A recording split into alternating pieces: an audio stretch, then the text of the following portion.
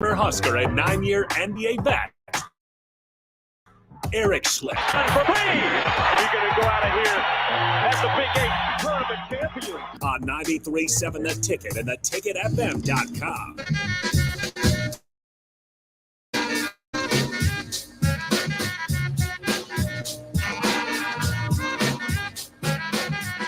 Welcome to the Postgame Show. E-Strick here. Joining us on the line will be Nick Sainert, not Matt, Nick Sainert. And we have Carter in the building running the board tonight. Huskers go down tonight against Northwestern at home, 78-63. Tough game for them. It looked a little bit better late than it did early. Northwestern got off to a wonderful and great shooting start. I think both teams got off to a tremendous shooting start tonight. But ultimately, the Huskers will fall 78-63 to a fresh, well-suited, and Mr. Berry. They found a Ty Berry sighting who absolutely went 10 for 17, 6 out of 12 from 3 for 26 points to lead all scorers tonight. Man, it's not really a lot that we can really get into for this game. They got off to a good start. They were in it early, made some mistakes, it looked like, in the first half. Some turnovers, a few issues that they had in getting into some stuff. Some passes at feet, and just got some rough turnovers and found themselves going down by 13 to come out of the half. But it was a tough night for the Huskers. Some good things, some positive things. You obviously had Jamarcus Lawrence had a pretty good shooting night tonight. So some things like that you like to see. 4 for 9 for him, 4 for 8 from 3. That's the type of stuff that you're hoping to possibly get from C.J. Wilcher. But at this point, Jamarcus Lawrence kind of found himself filling that void. Turnovers tonight was definitely a detriment for the Huskers. 16 turnovers, which led to 6 fast break points. Nebraska won the points in the paint battle, 30-26, but ultimately shot better tonight. 9 for 25. Usually when they're shooting over 23s, they've been in the 20s. So for them, you saw Carter some improvements in some specific areas, but ultimately not enough possessions. Got out rebounded tonight by this Northwestern team. That is one of the things that this Husker team cannot have, is giving up extra opportunities to another team, and that's kind of what it looked like tonight. Derek Walker didn't look very active tonight. Only 7 points for Derek Walker, who had been leading the team. Tamanaga, though, on the other hand, looked very aggressive in this game, going out 9 for 17, 3 for 9 from 3, a couple of free throws. Again, a struggle for Nebraska is at the free throw line, for them only going 4 for 8 for 50% tonight. And so what are some of the things, Carter, that in your observing of the game did you witness that, as we bring you in? And thanks for joining me on tonight. Shout out to our sponsor tonight as well, which is Action Plumbing, Heating, AC, and Electric. So we thank them as well for the sponsorship of the show. But Carter, what is something that you had an opportunity to witness? No, for sure. I mean, obviously, Nebraska shot the ball really well at the beginning of the game, and obviously Northwestern did too. And it's really unfortunate how well Ty Berry shot the ball for Northwestern, and just Northwestern as a team, because I know at one point in the first half, Nebraska was shooting 57% from the field, but Northwestern was shooting 59%. So, I mean, it's tough when stuff like that happens when Northwestern just shooting the lights out. Obviously, I think everybody kind of saw it coming with some of these injuries that Nebraska's had. The defense wasn't as, active and on par as they usually are. And then when they switched to that 1-3-1, obviously that didn't help the rebounding either. They, tried to get out there for some traps and stuff like that. And it worked a little bit there. Right in those last couple of minutes, Nebraska showed a couple more signs of life as they put some buckets in. Derek Walker scored a couple of his only baskets of the game there in the final few minutes. And but obviously the rebounding thing's a big deal. And then the 16 turnovers, not going to win a whole lot of games doing that either. So yeah, I mean, if you look at the stat sheet, Carter, and you start to break this down, it doesn't look, outside of the rebounding loss, it doesn't look crazy, or it doesn't look like they should have lost by 13 points in this game. So then you turn to the assist numbers, all equal. It was a balance there. You turn to the fast break numbers, a balance there. Points in the paint, a balance there with Nebraska +4. Steals, both equal. It looks like it's a night that they actually had a chance. Turnovers, both balanced there with 16 for Nebraska, 15 for Northwestern. Free throw shooting is the difference there, but not by much. It's not like they took double the free throw amount that Nebraska took. 9 for 12. They just happened to make more of them. That doesn't signify the difference. So then you look at the threes. Other than getting out early and hot early, they still ended up 11 for 30. So it wasn't a huge difference in those categories other than Nebraska shot 9 for 25, but they again, 37% to 36%, 56 shots to 53. So to me, how is it that they're losing by 15? I don't see it. I don't understand it. It doesn't make sense. The math doesn't look like it's mathing, but they still end up with a 15-point loss. Yeah, no, it is weird because, like you said, you look at the whole stat sheet and you can't really find a glaring weakness. Obviously, rebounds are something, and then the second chance points, that kind of goes hand in hand with the rebounding. Obviously, Northwestern killed them there. That was a +12 advantage. So I guess that's kind of one thing you look at. And then even, shooting from the field, you could say maybe Northwestern was just, really on their game, which they were for the most part. They shot the ball really well, especially early on. But still, I mean, they hit 4 more field goals in Nebraska and only 2 more threes. And Nebraska, just a few percentage points behind in each of those categories too. So I'm not really sure if there's one particular thing that we can point to and say this is why Nebraska lost. But I don't know. It's just one of those weird games where you end up losing by 15. And it's kind of a tough one to wrap your head around. And unfortunately, it's a little bit scary to think about, but there might be a chance we're going to see more of this from Nebraska going forward with some of those injuries. And I just don't really know how they're going to find ways to win games against some of these upper half teams in the Big Ten and teams that are potential tournament teams. Nebraska, I think they're just going to struggle a lot here. Especially with this team coming off of a COVID situation. You're getting them early. They have, in some instances, some fresh legs, but you can see that started to wear on them as they get later into the game. As you're coming off not actually being active and not playing practice, and you're just getting so it looks like you spend a lot of time in the gym, but you just haven't been able to play games due to your COVID situation. But that's what it looked like. It looked like they were getting those types of shots. Ty Berry looked like he just was having a shooting clinic of just standing out there and getting the shots that he wanted. It didn't seem like they had to overly do a lot of creating in order to get it. They moved the ball very well. But the defense looked pretty solid. But then that's those second chance situations, whether Nebraska gave up an extra rebound, whether a loose ball, they didn't win those tonight. And I think that's part of the problem. They didn't win a lot of those 50-50 balls that they normally have been winning. Great effort, great hustle. You saw an instance where Breidenbach dives out of bounds, saves the ball. But some of the stuff that you saw hints of that they have to do more of, Carter, I think is pace of play.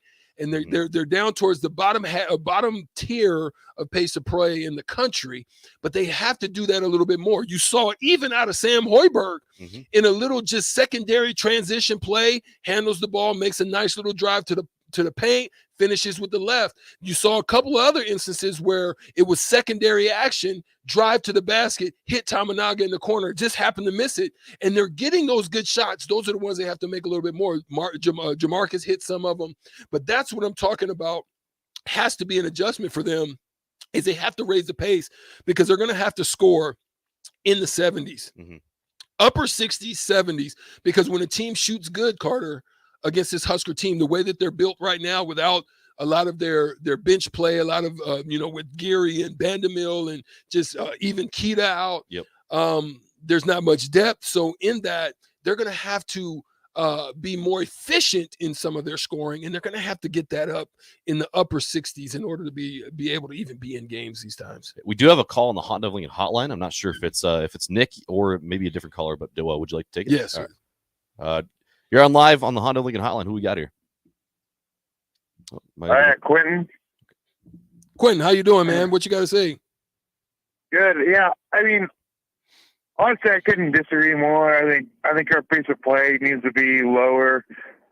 What I was really kind of concerned about tonight was we didn't have Walker down low like at all. I mean, he was doing UCLA cuts and then like picking and popping. I mean, I don't really know why he wasn't down low trying to get those guys everybody else in foul trouble use. I mean, all year we've been kind of using like him as a down low presence, but we did a lot of uncharacteristic things that we haven't done, taking, shots within like 17, 18 seconds that we could have got within 2-3 seconds. Right.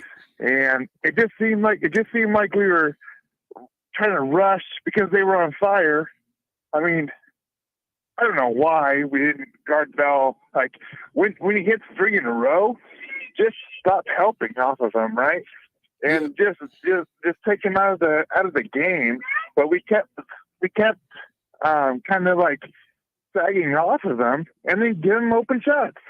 I just don't understand. You follow over him up, make him drive, make him do something besides set threes all the time. It was really annoying. I'm not a better coach than Hoiberg, but man, I mean, when you kind of know some of the aspects of basketball, and I played a lot of JUCO basketball against a lot of Division I players, and like, the Kansas League and stuff like that in the day, and it just seems like that's what has been like. You just kind of understand what's going on there. So, all right. Well, thank you so much. Thank you so much for calling in. Thanks. Yep, thanks. I'll just listen to your commentary. All right.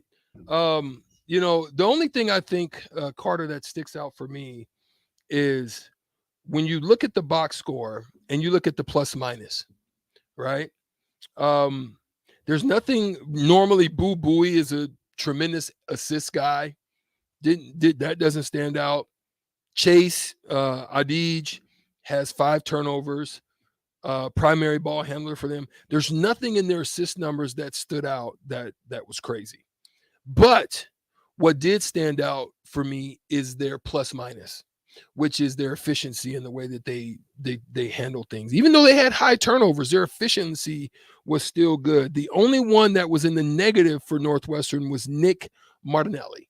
And Boo Booey plus 9, Chase Adij plus 19, Ty Berry plus 12, Robbie Barron plus 24, Matt Nicholson plus 8, and even some of their bench guys, and I'm not going to even try to pronounce his name, but Tydu Verhoeven is plus 5, and Brew Barnhauser is plus 2. So only one guy with a negative plus minus, but then go to the other side. What do you see? Complete opposite. The complete opposite. So I've been trying to figure it out. I'm looking just at the overall numbers, and I'm trying to just really look at it and try to understand where it's coming from. And then I look at the efficiencies of these numbers. Sam Griesel minus 19, Jamar Lawrence minus 18, Denham Dawson plus 1, Derek Walker minus 12, minus 16 for Tamanaga, minus 14 for CJ Wilcher, plus 11 for Sam Hoiberg. He's really the only one with super plus when he came in and had an effectiveness. So that's one of the areas I think they've just got to be more efficient at it, and how they're going to go about it is still a mystery to me.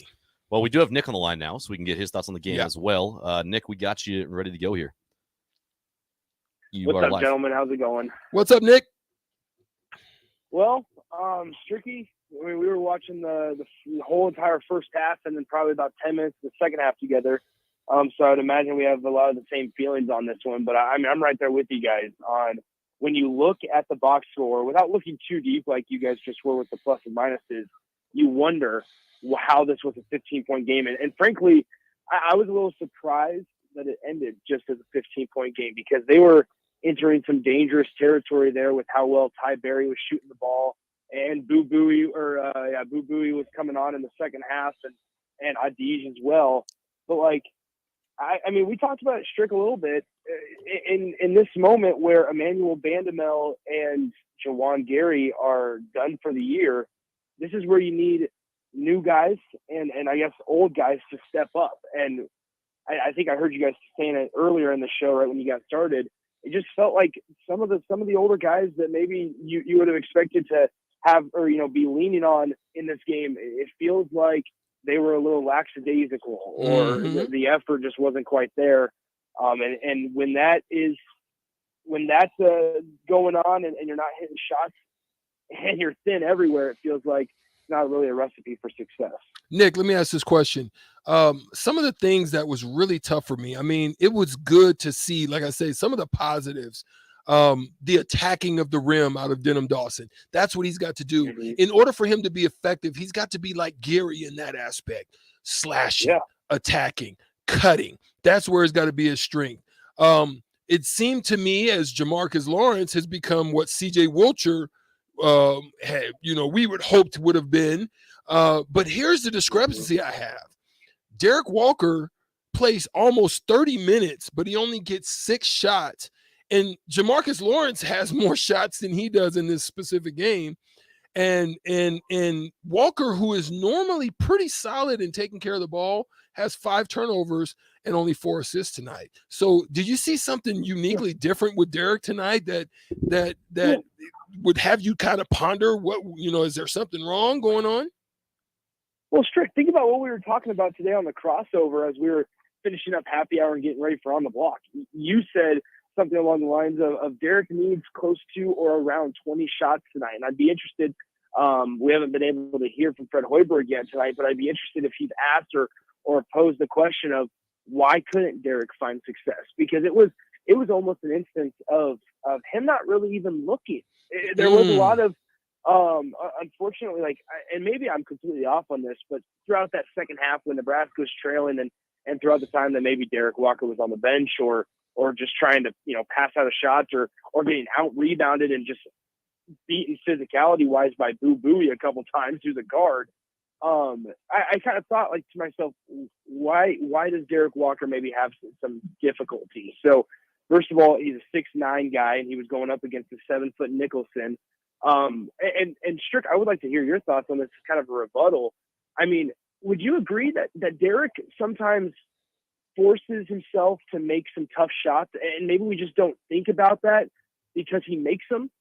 So when he goes up against, 7-footers or a guy like Danger from Illinois a couple weeks ago, who's 270 pounds, or a guy like Nicholson tonight, who has his height advantage over Derek Walker, or even when, Nebraska eventually plays Hunter Dickinson from Michigan, when they're solid defenders, solid Big Ten guys and Big Ten bodies, is that why we think maybe Derek Walker struggled? That's a great point, Nick. And I think that could be a lot of that to it. But I think also what we talked about is Derek needed to, I think this should have been an early thing for him, because one of the things that people don't consider is scouting reports. And scouting reports are very in-depth as to how they're going to guard you, cover you, what they're going to do for you, what your weaknesses are, what your strengths are, and they're going to guard you in that manner. And to me, it seems like they allowed Derek in retreat space and then leverage up pretty hard against him. And that's where he sometimes finishes really tough with the right or with the left. And so we kind of don't understand that it's a tough shot that he just made. But that's where I think there needs to be an expansion to Derek's game in order for him to continue to have success. And that's got to be able to knock down that little mid-ranger, that little elbow jumper, because otherwise teams are going to figure him out and it's going to get tougher, because Dickinson and all those guys, they're tremendous defenders and tough in the paint. Even when you have to face Trace Jackson, they have strong, big body, you hit him, you're not going to move him like you would do some of the other guys. And so that's where I think you're right, man. I think he just didn't seem, even when he had mismatch situations, Nick, it didn't seem to me that he was assertive or he was aggressive. Like, that's the time where I'm like, right here, my guy, find me when I got this guy on me or somebody that just should not be on me at that time. And so I think that's been an issue that they need to address. Yeah, I think it's disappointing, especially. I sit here also, and it's Nebraska is in a weird spot, especially without Juwan Gary and Emmanuel Vanderbilt now, to where and even before, I suppose, they don't have somebody on the offensive side of the floor that is necessarily, and maybe Derek Walker was this case, but especially not tonight, like, that draws a ton of attention, right? That's a knockdown shooter that is going to force a double team, is going to force help from the opponent on the defensive side of the ball to get easier or open shots for other guys. And it just like that's something that I kind of was thinking about as the game was unfolding. Is we saw it from Northwestern to where multiple times Nebraska would have to go help on Tyberry because he started out 5 of 5 from beyond the arc, or go help on Boo Booey because he scored over 20 points. Now he scored I think 17 tonight, but prior to this game scored over 20 points in 3 of the previous 4 games. And like Nebraska this season, and this shouldn't come as a shock because it's kind of been like this all year, but now without Juwan Gary and Emmanuel Bandamo, we're starting to see it, and it's starting to get highlighted, but they don't have necessarily a guy that, like, just even though Casey Tominaga is shooting 37% from beyond the arc, I think opponents are okay with trusting their one guy to go out and close out and then trying to crash the glass and get out early. Like, I think Nebraska's lacking this one guy that's going to force a bulk of the attention from the opponent, that may be forcing some help on defense, that gets another guy open, and with good ball movement, you can find an open shot. I just think Nebraska's struggling on the offensive side of the ball big time.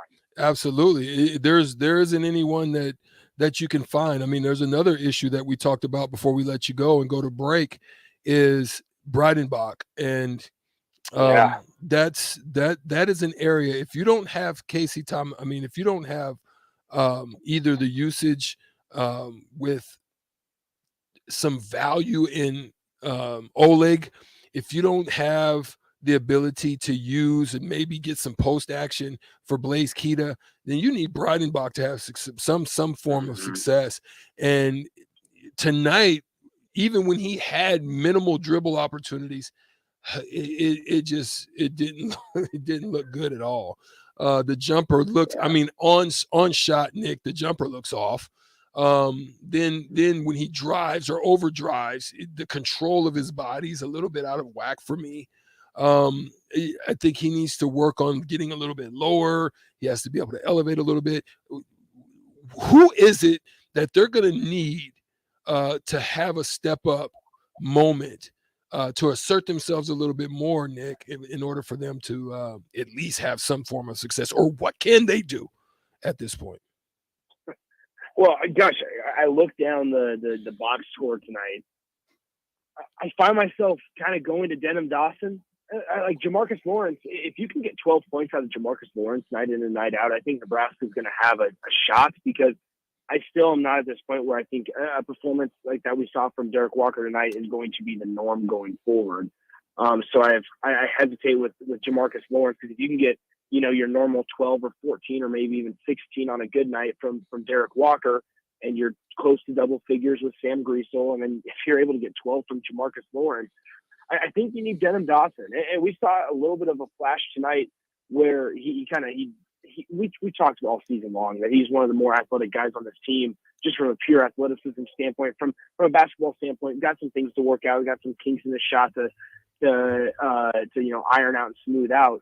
But from an athletic standpoint, a dunk that when you're down 5 to a Big Ten opponent at home can really get this energy into PBA, and that can kind of put you over the top.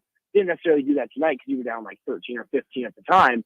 But if you find yourself into a game and you're able to find, whether it's an athletic play on the defensive end or an athletic dunk on the offensive end, or a nice, like whatever it may be, I think Denham Dawson is kind of the guy I would gravitate to.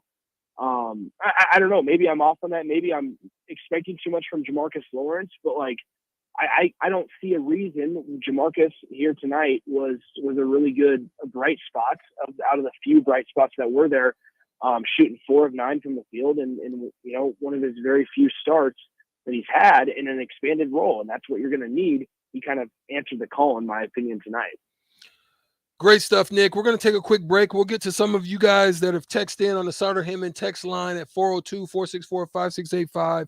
We'll answer a little bit of those questions, and then we'll close it out. It's not really much that we can dig into for this specific game.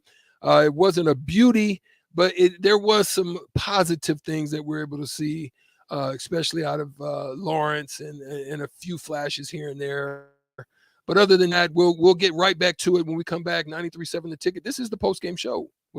Tractor Supply is looking for full-time team members for their Waverly Distribution Center.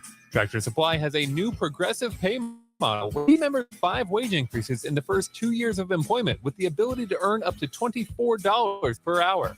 Applicants can expect a 3 and 4 day work schedule with additional overtime days with day and night shift schedules available. At Tractor Supply, they work hard, have fun, and make money. Apply today at tractorsupply.jobs. If you came across someone struggling with hunger, how would you recognize them? By their clothes, their age, the way they speak? Would you notice a 16-year-old boy who got his first job, not for extra spending money, but to help feed his little sisters? or a mother who's in between jobs and sometimes goes to bed hungry so her kids can have dinner? A 14-year-old girl who signs up to every after-school activity, not to make friends, but just to get something to eat? Or a retiree who fell ill and had to choose between getting medicine or groceries. I am the 1 in 8 Americans who struggle with hunger. People you pass by every day but never knew were hungry. I am hunger in America. Hunger can be hard to recognize. Learn why at I Am Hunger in America.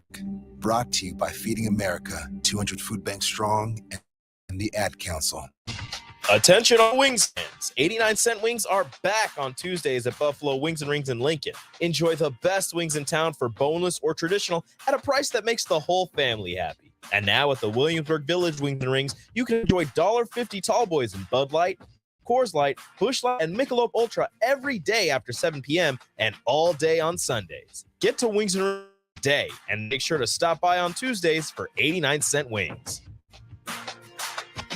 Working at Continental Lincoln isn't a job, it's a career. And right now they've raised wages again and they're hiring for production operators at $24.11 per hour, which grows to $28.27 per hour within 3 years. Skilled positions now start at $32.7 per hour with opportunities to make more based on certifications. Continental also has salary jobs available and great benefits, plus medical and prescription costs at very low premiums. Dental, life insurance are offered at no premium cost to the associates, with increased bonuses and vacation for new hires. To learn more or to apply, go to continental-jobs.com with keyword Lincoln. Come work at Continental today. As an 18-year-old, I let my mistakes kind of take over my life. I was 0.5 credits away from completing high school, and I didn't do it. 10 years later, at age 28, Jackie finished her high school diploma. When I found out that I was pregnant, I know that I had to do something for myself if I wanted to make her a better person and provide a better life for her. My family never stopped pushing for me to be better because they knew what I could become and who I could become as a person. My 14 is amazing. The educational director, my sister, and even my 7-year-old daughter has just been more than the support that I could ask for. I've been given an opportunity, and I'm just thankful for it. No one gets a diploma alone. If you're thinking of finishing your high school diploma, you have help. Find free adult education classes near you at finishyourdiploma.org. That's finishyourdiploma.org. Brought to you by the Dollar General Literacy Foundation and the Ad Council. Hi, Sean Callahan here, Cobble Chevrolet GMC, wanting to say Happy New Year and thank you to all of you for your continued support. We have just closed out another outstanding year, our 2023 off with the bang. The new GMC and Chevrolet inventory continues to roll in, and I'll actually be picking up my 2023 GMC later this month. So with interest rates continuing to climb, Cobble is partnering with General Motors and now offering 2.9% APR on select models. So we invite you to the dealership. Check us out online at cobblecars.com. You'll be glad to do all deals with approved credit. Action Plumbing, Heating, Air, and Electric brings exciting career opportunities for you or someone you know. They are now hiring plumbers, electricians, and HVAC tech installers to continually build their fame. They offer competitive pay and full benefits packages that include health, dental, vision, PTO, and 401k options. Action has created a positive team environment for over 50 years. Apply online at actionlincoln.com. 93.7 The Ticket, Fox, KFXL weather. Brought to you by Bryant Air Conditioning, Heating, Electrical, and Plumbing. Patchy fog this morning, then a bit of a cooler afternoon on the way. We'll see a high of 28, but temps falling into the low 20s by this evening. Northwest winds could gust to around 25. We'll see partly cloudy skies tonight with a low of 13. Try to warm things back up just tomorrow with a high of 31. I'm meteorologist Tim Wright for 93.7 The Ticket and theticketfm.com. Back to to the Tickets Basketball Postgame Show, featuring Derek and former Husker and NBA vet Eric Strick on 93.7 The Ticket and theticketfm.com.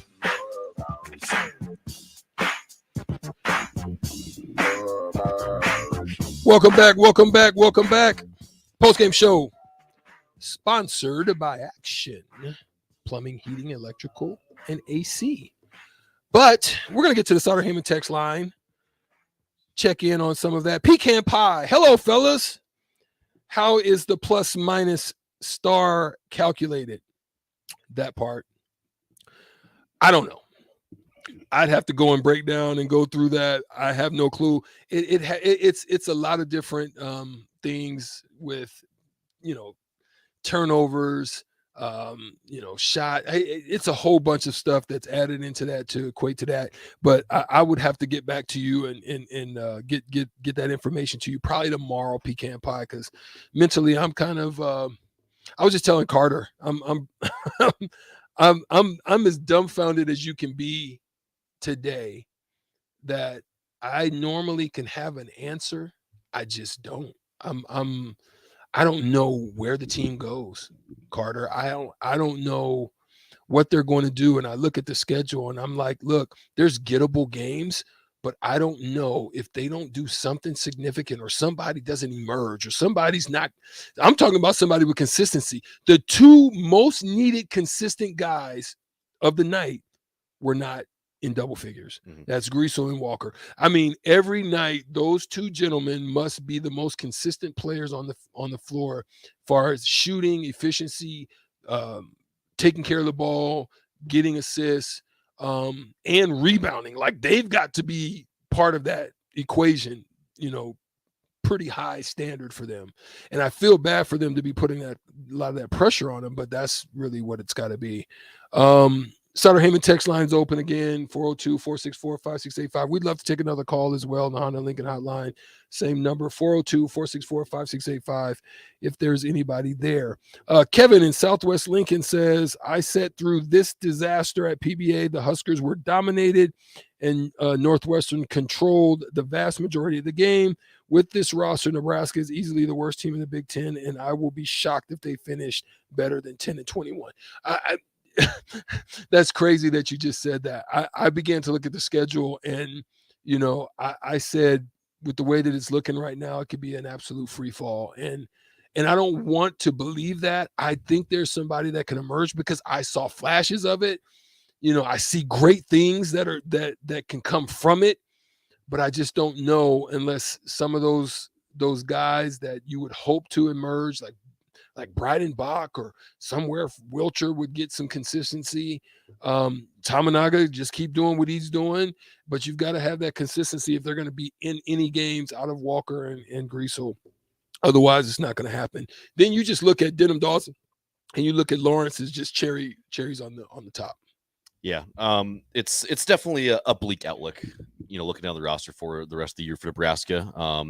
We were talking in the break, kind of looking at the schedule, like what games can they get at this point? Not a lot if you look at it all the way, because Maryland, Illinois are next. Those two are probably both likely L's. Penn State at home, maybe, and that's a big maybe. That's not. Hey, look, they're the most veteran team. Yeah. In the Big Ten, they've got veteran leadership from top to bottom. So it's never easy to be the veteran team. No, but yeah, you look at the whole roster, small chance to get like Wisconsin. I'd like to think that they could still beat Minnesota at home, towards the end of the season. Yeah. But I don't know. A lot of the games on the schedule don't look very, very favorable to Nebraska in a whole. I was going to be mad. Yep. Because of what you did to them. And they're actually playing better ball right now.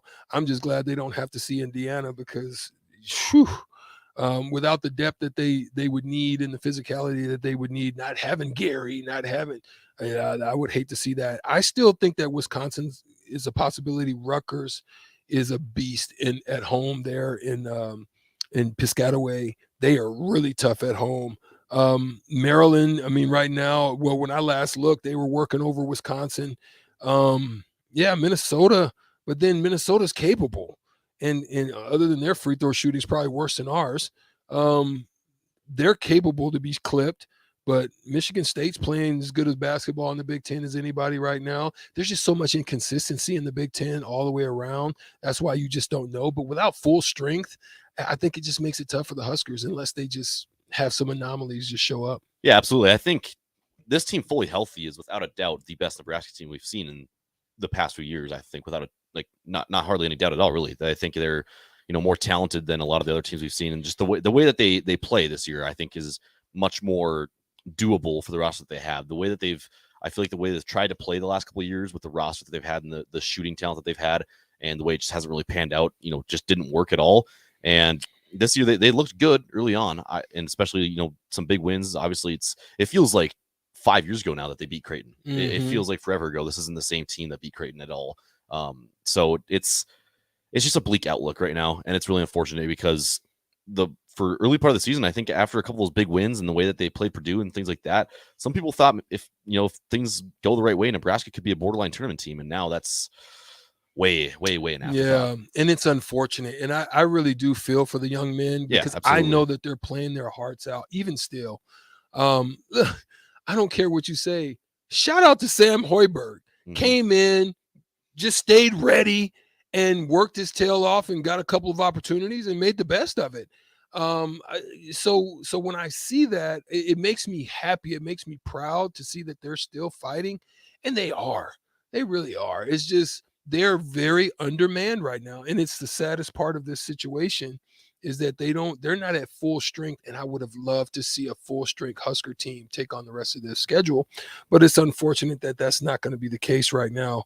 And it's not really anywhere we can go. I still think what it comes down to as we close out, we'll get Carter to run through some of the stats for this game, and then we'll have some closing thoughts, and then we'll come back and see if we can get it done for the next one. But it's going to be tough. Yeah, without a doubt, for sure. Run through some of these stats for us, Carter. What do we got? All right, so we'll take a look at the team stats first. So Northwestern shot 52% from the field on 29 of 56, compared to Nebraska's 47%, 25 for 53. As for the three-point shooting as well, Northwestern got the edge, 37% compared to Nebraska's 36. Northwestern hit 11 for 30. Nebraska went 9 for 25. Free throw percentage, we talked about that one earlier too. Northwestern went 9 for 12. Nebraska 4 for 8. So it's quick math there, 75% compared to 50. Turnover battle was close. Northwestern only won it by 1, 15-16. Points off turnovers weren't crazy either. Northwestern 22, Nebraska 18. Rebounding was one that Nebraska got killed in, 35-23, negative 12 advantage there. Second chance points, kind of goes hand in hand with the rebounding. Northwestern had 16, Nebraska had 4. That's part of that separation right absolutely, there. Yes, without a doubt. Points in the paint was close, 26-30.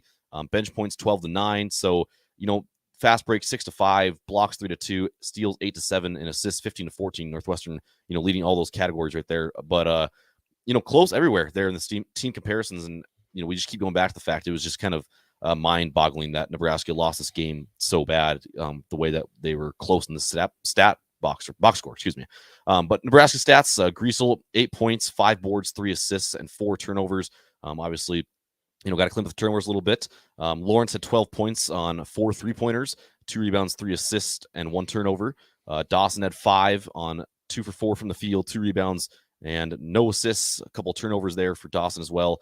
Derek Walker, 7 points on 3 of 6 from the field, 4 rebounds, 4 assists, and 5 turnovers. We mentioned that one as well. Got to clean that up. Derek Walker usually takes care of the ball pretty well, distributes it well from the post. Can't really have him turn the ball over 5 times. Tominaga, obviously the bright spot on offense tonight, 22 points, 9-17 from the field, only hit 3 threes, which is, kind of wild for Tominaga to get over 20 with only 3 threes, but he did a nice job of attacking the rim tonight. Also had a board, a couple of assists, 1 turnover. CJ Wilcher, another disappointing night, 3 points, 1 for 3 from the field, 1 rebound and a turnover. And Sam Hoiberg was the last man to get into the box score, 6 points, 6 rebounds. Are you serious? Just look at that. Yeah. Sam Hoiberg on 17 minutes led the team in rebounds. Come on, somebody. Plus minus, plus 11. Yeah. So I know rebounds and stuff have something to do. It's a culmination of a lot of these different categories, percentages. I'm pretty sure if I remember correctly, plus minus is basically just the difference that the team has while you're on the floor. So while Sam Hoiberg is on the floor, Nebraska had a plus 11 point differential. There you go. Yeah, good way of showing efficiency. As for Northwestern, Bowie had 17 points, 5-9 from the field, 5 rebounds, 2 assists, 2 turnovers. Adaji had 15 points, 6 rebounds, 4 assists, and 5 turnovers. So he had a little bit of a turnover problem tonight as well, a little bit. Ty Berry, obviously, their offensive bright spot tonight, had 26 points, 10 of 17 from the field, 6 of 12 from three-point range. Almost all of that came in the first half. I think he finished the first half with 21. So 3 rebounds, 2 assists, and a turnover to go with that as well. Barron, no points tonight, but had 3 rebounds and 3 assists. Nicholson, 8 points, perfect from the field tonight, 3 for 3. Did miss a couple of free throws, 5 rebounds, 1 assist, 1 turnover. Martinelli had 4 points, 2 of 3 from the field, 1 rebound, no assists, had a couple turnovers. Verhoeven had 2 points, 2 rebounds, 1 assist. And then finally, Barnheiser had 6 points, 8 boards, 2 assists, and 4 turnovers for Northwestern. Well, there it goes. Once again, Northwestern comes into Pinnacle Bank Arena and defeats the Nebraska Cornhuskers 78-63. Tough night. Fred Hoiberg and the crew are going to go back in and go to the drawing board, and hopefully they're able to play a little bit better. It's a tough road that's still yet ahead for them. On Saturday, January 28th, they head out to Maryland at 3:30, which would be on Big Ten Network out there in College Park. It's going to be a tough run for them.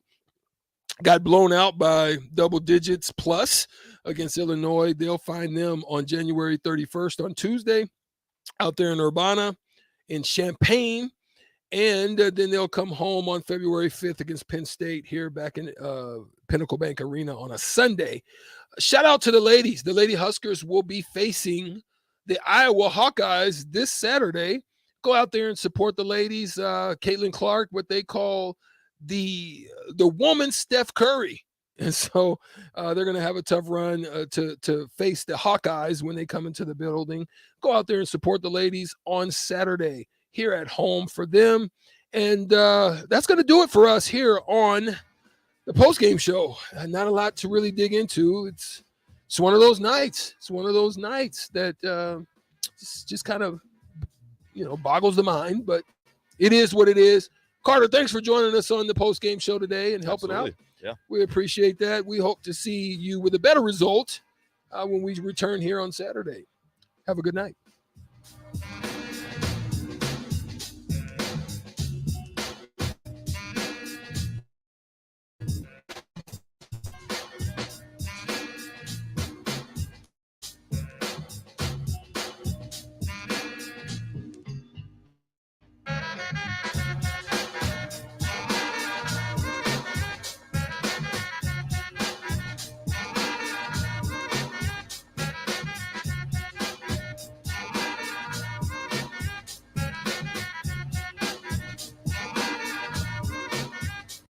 Adoption of teens from foster care is a topic not enough people know about.